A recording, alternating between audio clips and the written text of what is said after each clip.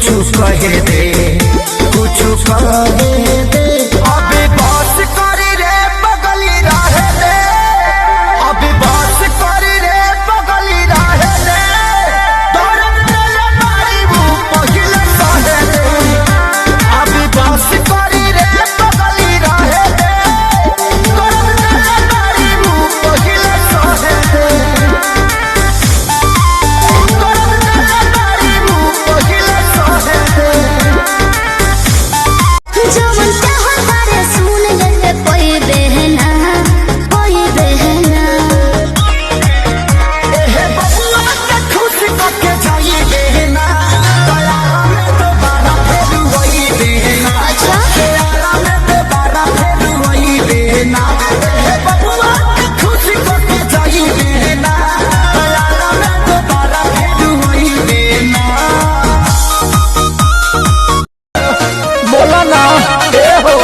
अरे बुसट के बादाम कहाँ गिरल बा टूट के, आवतार मजा राजा कवना से लूट के।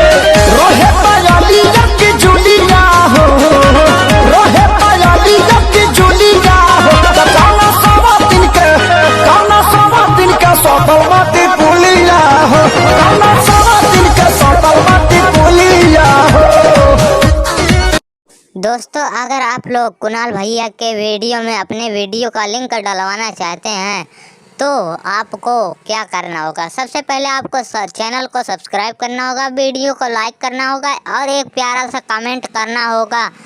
और उसके बाद आप लोगों का वीडियो का कुणाल भैया के डिस्क्रिप्शन में पड़ जाएगा और वहाँ पर एक कोड मिलेगा आप लोगों को।